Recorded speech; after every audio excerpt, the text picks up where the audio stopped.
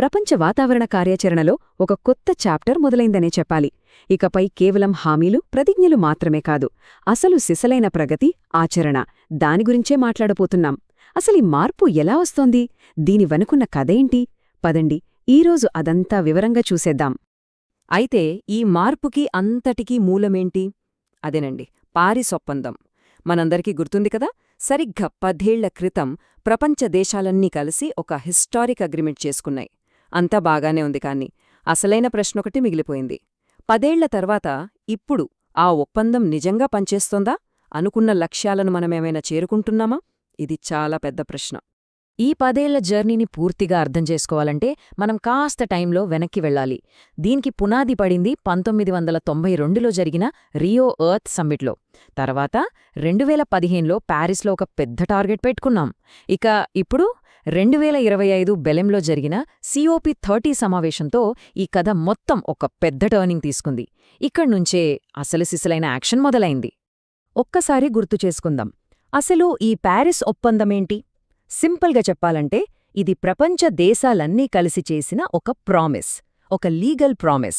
భూమి వేడెక్కడాన్ని, అంటే గ్లోబల్ వార్మింగ్ని 2 డిగ్రీల సెల్సియస్ కంటే బాగా తక్కువకు కంట్రోల్ చెయ్యాలి. మరి అదెలా సాధ్యం? అందుకే ప్రతి దేశం తమ వంతుగా ఏం చేస్తాయో చెప్పాలి.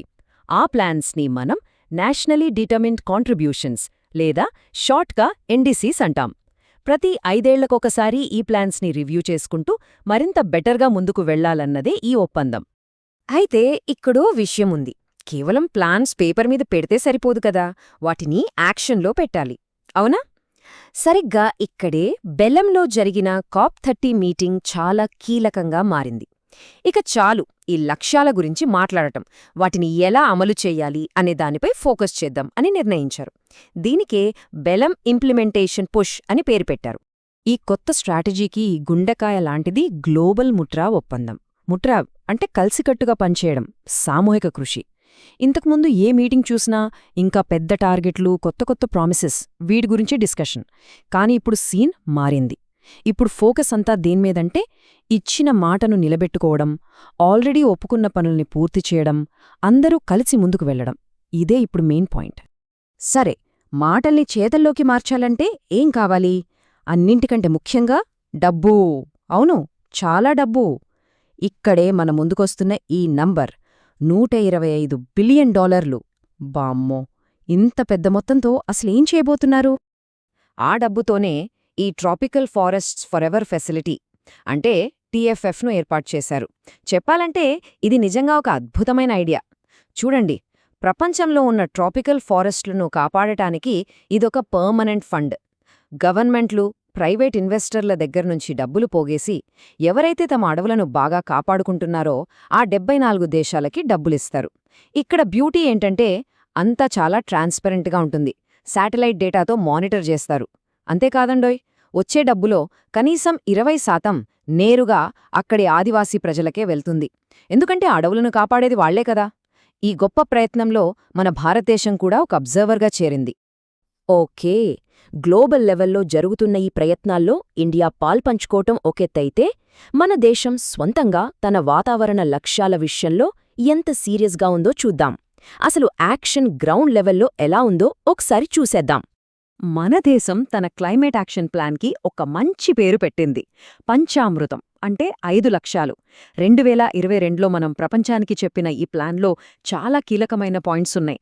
మన రెన్యూవబుల్ ఎనర్జీ కెపాసిటీని భారీగా పెంచడం, 2030 నాటికి 1 బిలియన్ టన్నుల కార్బన్ ఎమిషన్స్ తగ్గించడం, మన ఎకానమీలో కార్బన్ వాడకాన్ని దాదాపు సగానికి తగ్గించడం, ఇలాంటి స్ట్రిక్ట్ టార్గెట్సున్నాయి.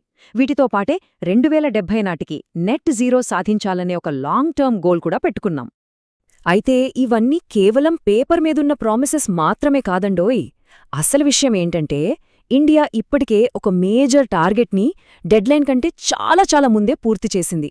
అదేంటి అంటే 2030 కల్లా మన ఎలక్ట్రిసిటీలో 50% నాన్ ఫాసిల్ ఫ్యూల్స్ అంటే సౌర, పవన విద్యుత్ లాంటి వాటి నుంచి రావాలని లక్ష్యం పెట్టుకున్నాం. కాని మనం దాన్ని 5 ఏళ్లు ముందే అంటే 2025లోనే సాధించేశాం. ఇది మాటల నుంచి చేతుల్లోకి మారడానికి ఇంతకంటే పెద్ద ఉదాహరణేం కావాలి? చూడండి, వాతావరణ మార్పుల మీద ఈ పోరాటం ఒక్క దేశం ఒంటరిగా చేయలేదు. అందరూ కలిసి పనిచేయాలి, ఒకరికొకరు సహాయం చేసుకోవాలి.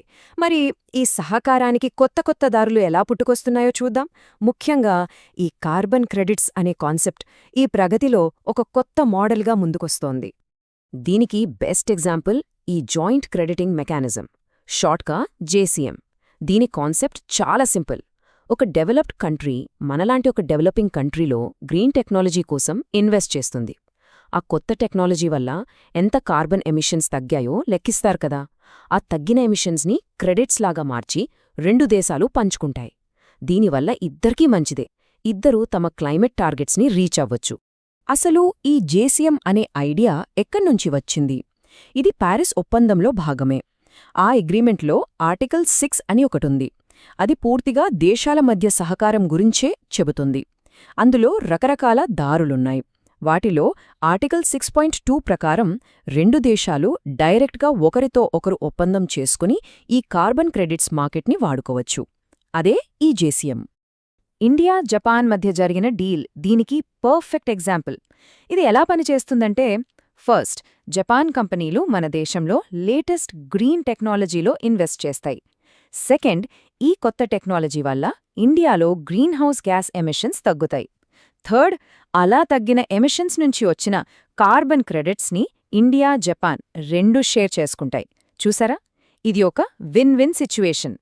సో ఇప్పటిదాకా మనం చూసిందంతా కలిపి చూస్తే ఒక విషయం చాలా క్లియర్గా అర్థమవుతోంది. ప్రపంచ క్లైమేట్ యాక్షన్ స్టోరీ ఒక కీలకమైన మలుపు తీసుకుంది. మాటల దశ నుంచి చేతల దశలోకి వెళ్తోంది. అంటే ప్రతిజ్ఞల నుంచి ప్రగతి వైపు.